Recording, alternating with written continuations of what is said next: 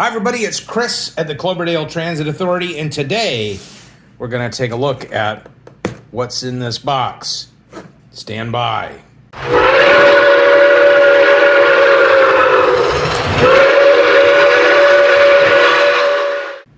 Okay, so this is another cool eBay find. I've already peeked in the box, but I figure I'd dig this out in more detail here on camera. And this is part of my, some people rescue cats and dogs. I rescue sad old Lionel post-war engines. In the arms of the angel, fly away from here, from this dark, cold hotel room. And this is a perfect example. And this is one that I have been looking for a while. So let's dig it out of here. Get rid of this box. And again, thank you to the seller for wrapping this up really nice. And oh, it's not a train at all. It's a bottle of wine or whiskey, or could be. I don't know. It's pretty heavy for that. However, that would be cool too. But I did buy the train, so I am anticipating it. And there it is. All right. So this is, as you can see, a Lionel 224. It is a 262 locomotive, and this is from 1945. And I'm gonna, let me get this out, put it on a little section of track here, and let's talk about it and what's right about it, what's wrong about it, and what exactly this locomotive means to the post-war collection. All right, so here it is, sitting on a little section of track, and I did run it back and forth on the track just to make sure it operated, and it's really smooth. I mean, the internals have been cleaned up on this, but the outside has a few things that need to be taken care of. And so it's really good, and the E-unit works really well. This unit did not smoke, so, you know, again, early 1945. It has a headlamp. It's kind of dim, but I know they didn't have really bright bulbs back in that day. So anyway, so again, this is the Lionel 224 Hudson, and this is an early 1945. And you can tell the biggest giveaway for that is the fact that the back cab has a squared off end as opposed to the rounded end that you see oftentimes on various other post-war Lionel locomotives. And I'll get this back on the track here. Anyway, so that's a giveaway, and also, you know, it has this T coupler back here for the tender, T-bar coupler. It takes a 2466W tender and an early version of it, and so I'm going to be on the hunt for that. But other than that, really the only thing that you can see here is there is a little ding to the cowcatcher casting here on the front, and it is missing the two jewels. And I'm sorry, missing the two jewels. Didn't have that on camera. That's kind of a common thing, but this is real easy to replace, and they make replacement jewels all the time. You just really get in there with an X-Acto, and you clean that out, and you basically super glue two new ones back in. That's all there is to it. And again, Kyle at Beltline Hobbies in Barberton, Ohio. He is like the parts guru. I call him the train whisperer because he has tons of new old stock parts for this stuff, and he also has the knowledge to to repair this stuff. And I do a little bit of the work too, but you know, it's great to go out there because he's like, yeah, great, I got this part, blah, blah, blah. Anyway, it's really cool because it does have a free swinging bell on it. That's kind of neat. And there's the whistle.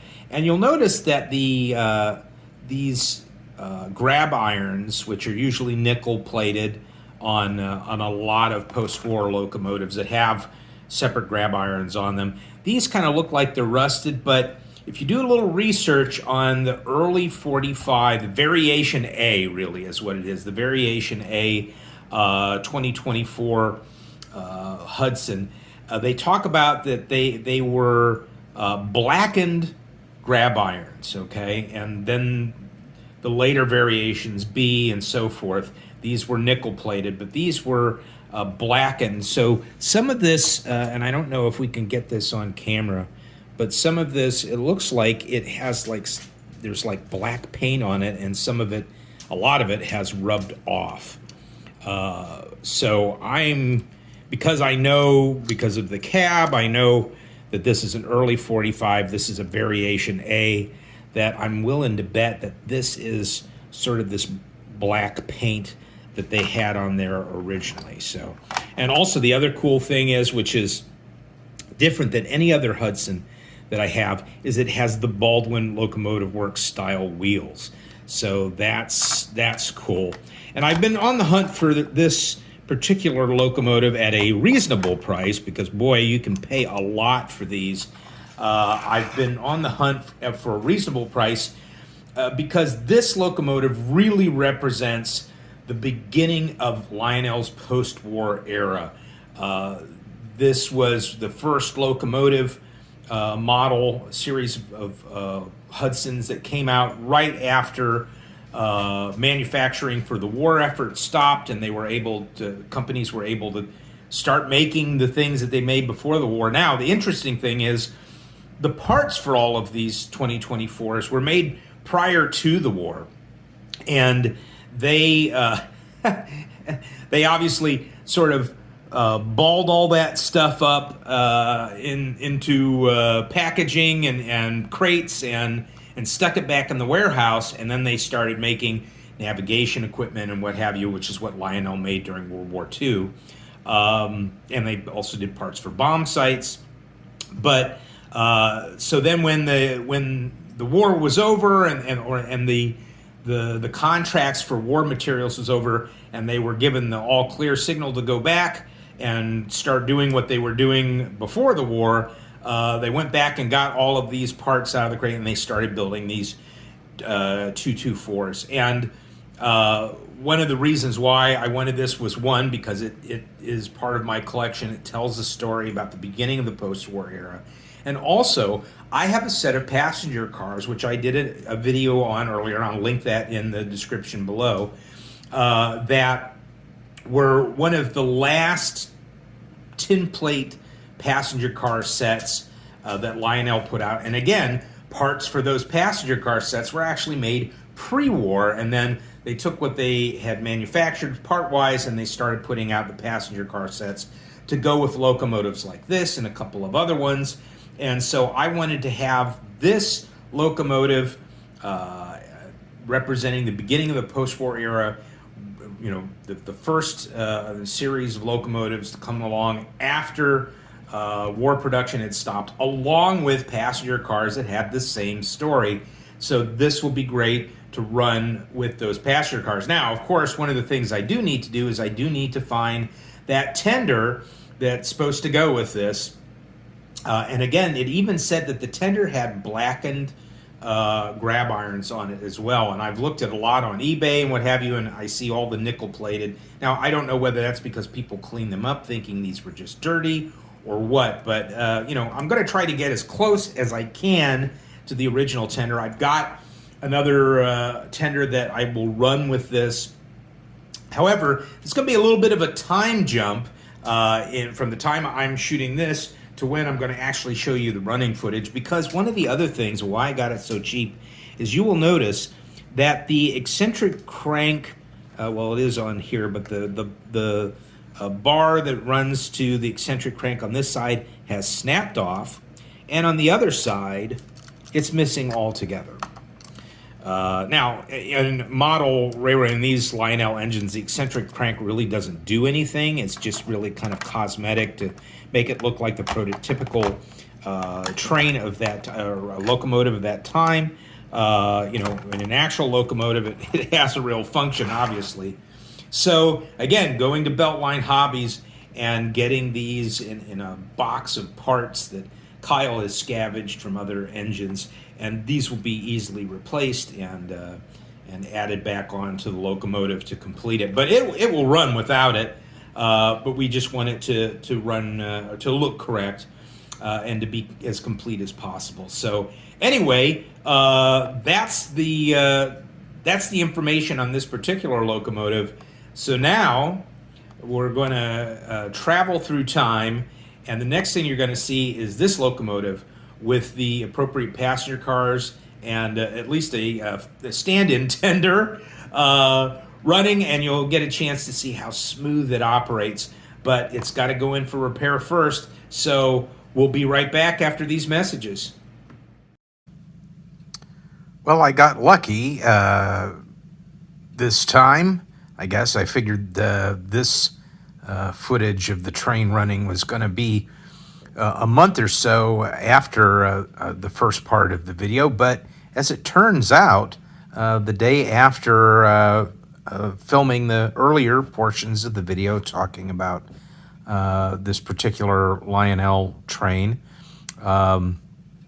took it out to Kyle at Beltline Hobbies, and he said, "Oh yeah, I've got a couple of reproduction parts, and we'll be able to get that all squared away." So this train now has both of the eccentric crank and rod on both sides replaced by these reproduction pieces, and also it has 2 new jewels put in. So we are up and running.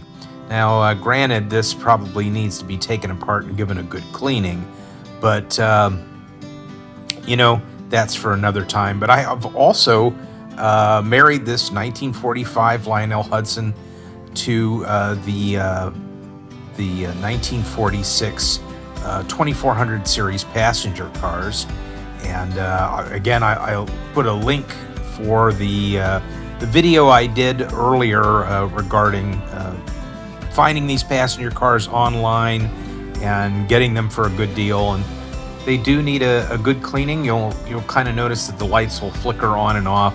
So the wheels on the trucks and the pickup rollers, they definitely need some love. So that's going to be in the schedule for the future. But I thought we'd get a chance to run this around a little bit and take a look at it, and also have a nighttime passenger platform scene as a bonus. Don't forget to click the like button and also subscribe to the channel. We really appreciate it. That helps us out. It gets into the algorithm, and more people get a chance to see the video that way. So thanks so much. We'll see you in the next video.